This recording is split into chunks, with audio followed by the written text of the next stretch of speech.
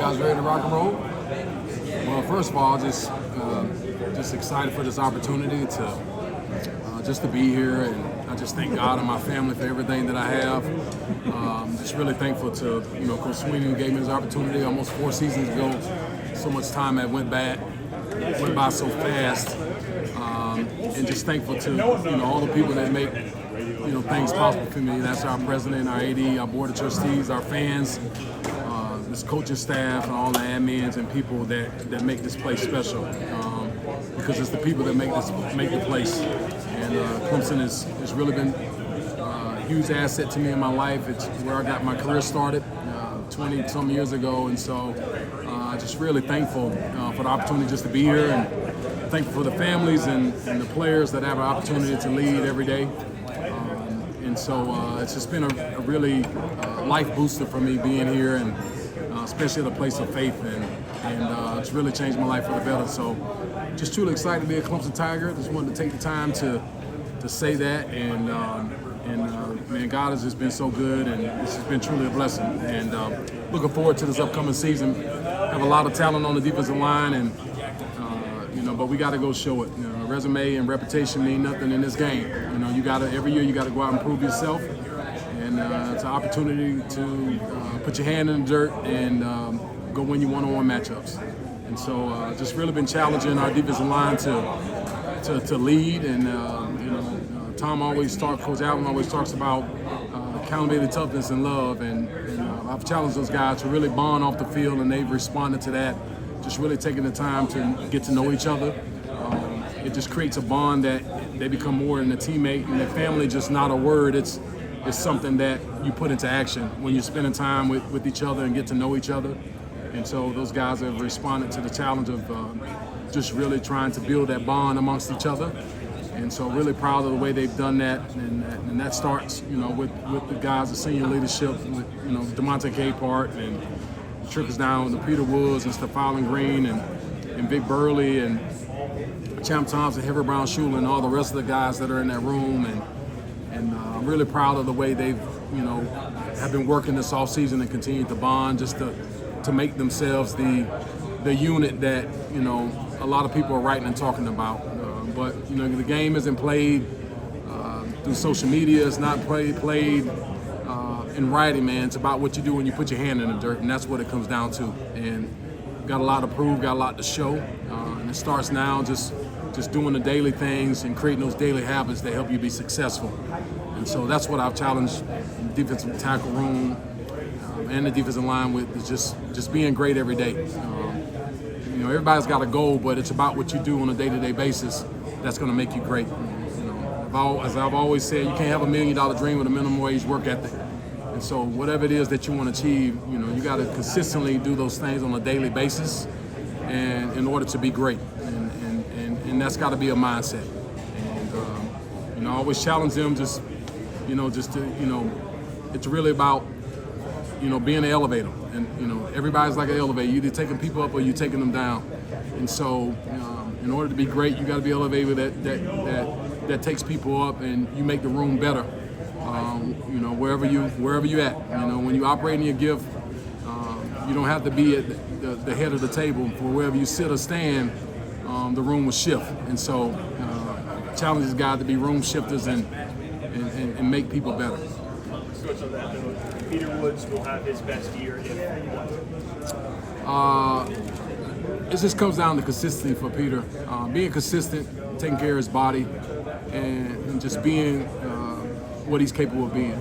And I've challenged him in area of his life to be better, and he's responded to that. So I'm really proud of him for that. And I think that it just starts with those daily decisions, daily habits. It comes down to just taking care of his body, leading from the front and all the workouts. It's about what you eat, how you eat. It's about how you sleep. It's the little things, and that's going to allow him to be great this season. How much has he changed his body this season? Changed it a lot. Just been really focused, and really doing a good job of just doing, self-care. Mindset is different. And it comes down to feeding your soul as well, having that connection with God. He's a man of faith, and challenge the guys to be connected, with the Lord, and and then really just putting everything into action that we talk about. It's easily to talk about things, but you got to put it into action.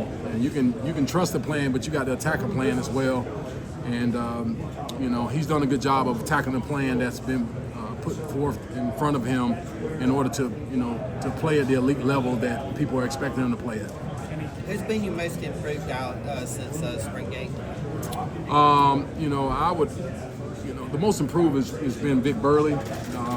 Really proud of kind of the way he's just really stepped up his game this offseason. Faced a lot of adversity early out in his career, and with the amount of guys that were out this past spring, it gave him an opportunity to get better. So I'm really proud of the way that he responded with the amount of reps that he got this offseason, and just the way he responded to the challenge and just staying healthy and being available, and just his mindset.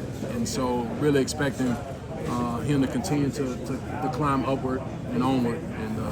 But I would say it'd be Big Burley for sure. What's his ideal weight, I guess, and what is it? Who's that? Vic? And Peter, I guess I was asking. I really, when it comes to ideal weight, in terms of weights for guys, I think the most important thing is just looking at the body composition. And I think, different guys look different ways at different weights. And so, I'm more into body composition and body fat for me. And then how you play it and how you run. You get an opportunity to watch guys run, you get an opportunity to watch guys play. And so I think that that varies for different guys, but you want guys to be able to run for 4 quarters and be elite in terms of endurance. This game is a game of endurance. It's a game of who can hit harder the longest. And whatever that weight is, for those guys, that's what it is. I think that it's hard to really just put out numbers for different guys because all the guys are relatively different. And I think Megan, our nutritionist, has done a really good job of just helping change their bodies. Really proud of what she's brought to the table in terms of just helping guys bring their body fat down and really holding those guys accountable to the nutrition part of it. So really thankful for Megan, our nutritionist, just for doing what she does and being a lead at that. You always want players to add something to their toolkit every year. Is there something in your coaching toolkit that starting this new year you maybe didn't have last year? No, I just think this for me is just really being consistent and leading by example and holding those guys to what their goals are. It's easily sit down. We can sit down and talk about goals, but it's my job as a coach to hold them accountable to those goals they set for themselves, even when it comes down to academics. That's one of the number one purposes of our program is to graduate our players, and so being very intentional about holding them accountable, and just really being intentional about being connected with the other people in this building. Our bistro staff, director of our athletic training room, director of our recovery, the weight room, and academics, and just really checking in with those people, and so those guys have really felt that my presence in every area of their lives, and just personally as well, sitting down and being intentional about connecting them and seeing what's going on with their family. These kids are still kids, but they're still human, and nobody's exempt from having issues, and so just being intentional with connecting them, and from a spiritual standpoint in their education, how they're training, and showing up on time and being what they're supposed to be, and that's been something that I've really just been tuning into, and just making sure I hold myself accountable and hold them accountable as well, and it's about the little details of our daily decision, our daily habits, and making sure that I'm intentional about holding them accountable to their daily actions as well. So, how have you seen maybe the character development from Peter now entering year 3, now an upperclassman, just being on campus, being a Tiger, and then once again you've hit on already how he's definitely now a leader amongst that line? Everybody needs accountability, even your best players, and I've had a lot of one-on-one conversations with him and just challenge him to be the man that God has called him to be in every area of his life. And he's blessed with God-given talent, but you got to go play. Having talent is one thing, but you got to go put it on tape consistently and at a high level. But it starts in the off season with taking care of your body, and so I've challenged him in a lot of areas of his life, and I think he's done a really good job of responding and being consistent with that. And I think he's had his best off season, and he's got to continue to do that, have a really great camp, and then go out and show people, that he is, what people have talked about. And this is his time and this is his year, but he's got to go play, and that's what it comes down to.